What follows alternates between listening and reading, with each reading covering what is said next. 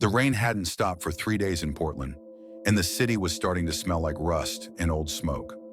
Detective Michael Graves sat in his car outside the precinct, watching the thin mist of rain slide down his windshield.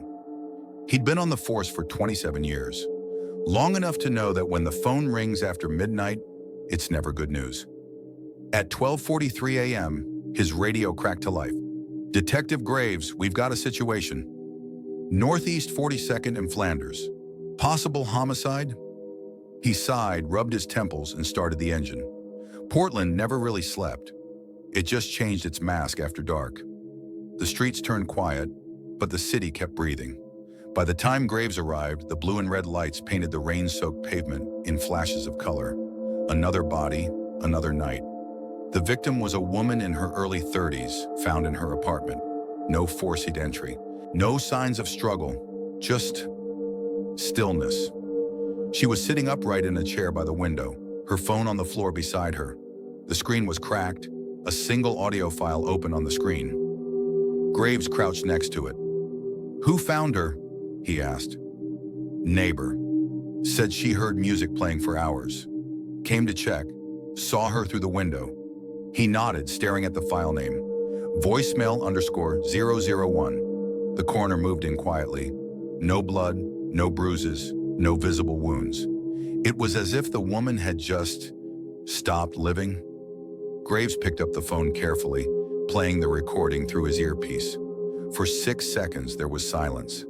Then came a faint whisper. Male, calm, almost soothing. "Can you hear it now?" Graves felt the hair on his arm stand up. He replayed it twice, trying to catch background noise, traffic, anything. But it was clean. Too clean. Like it had been recorded in a vacuum. He looked at the woman again. Her eyes were open, staring out the rain-smeared window. Something about her face didn't read fear. It read recognition. "Get her phone records," Graves said, "and pull every camera within 2 blocks." By 3 a.m., he was back in his car, the file replaying in his head. "Can you hear it now?" The words meant nothing, yet they carried weight. He'd heard all kinds of things in his line of work. Screams, confessions, final breaths. But this was different. This was an invitation. The next morning, Graves went through her file. Name: Lydia Rowan, 33, freelance journalist, worked on local corruption stories, mostly minor cases, nothing that warranted a hit. But something caught his attention. A note in her calendar for the night she died. Meeting, 11:30 p.m. The whisper. He leaned back in his chair, exhaling slowly. "You've got to be kidding me," he muttered. It wasn't the first time Graves had heard that name. Back in 2012, a series of murders had left 3 victims dead, each with strange voicemails on their phones. Whispers, static, short bursts of white noise before silence. The press called the killer the Whisper Man. Then, just as suddenly as he appeared, the murders stopped. The case went cold, and now 9 years later, he was back.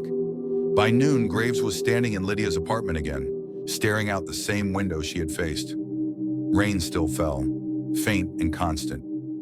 He'd been through this routine 1,000 times. Document, photograph, theorize. But something in the air felt off. He noticed an old radio on the table, one of those vintage ones with a tuning dial.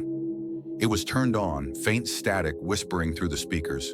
"Was this playing when they found her?" Graves asked an officer nearby. "Yes, sir.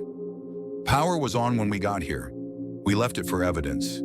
He leaned closer to it, the hum of static flickering softly.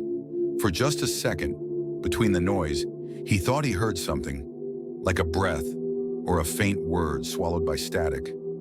He turned the dial slightly, and the sound vanished. Back at the precinct, Graves pulled the old files from 2012. Same whisper, same tone, same lack of evidence. The killer left no trace, but in every case, the victims received a call less than an hour before death. The call came from different numbers each time, all untraceable. Burner phones that never pinged any tower. This time, though, there was one difference. Lydia's voicemail had metadata, a timestamp, a signal origin, and a partial IP address. He called the tech analyst. "Run this IP," he said. "Already did, detective. It's registered to a public library in North Portland." Graves frowned.